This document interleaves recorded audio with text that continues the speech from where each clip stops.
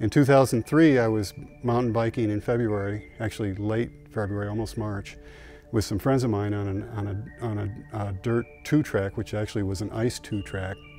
And of course, after the trucks had been down it, it's got berms, and they're just solid ice berms. It's like concrete. And I went down on my right hip. And later I found I broke it. I had walked out of there and walked into the emergency room, and they took a picture and said, "Oh, you broke your hip," and I passed out. So I was just thinking I had a huge bone bruise or something, you know. And the musculature was holding it all together. That's when I met Dr. Jones, and he repaired it. He put titanium screws in, unobtainium, very cool. And then in 2008, I was in my neighborhood going out on the last Saturday in September, and I went down really hard on my left side. And I knew then that I was not getting up. It was much worse. 4 more titanium screws. Not so cool this time.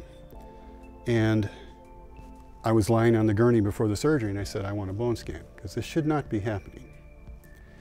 They scanned me, and my T-score is just above the osteoporosis. It's just above negative 2.5.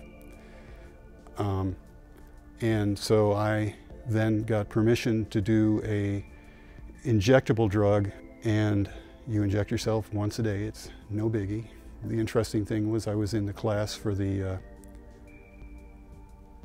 learn how to inject myself, and everybody else in the class were women over 65.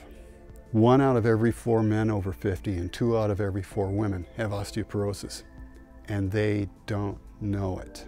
This is the silent killer. I mean, diabetes is always ranked as the silent killer, but really, I think this is because you find out, to quote Dr. Jones, you find out when you failed, and I don't want to fail.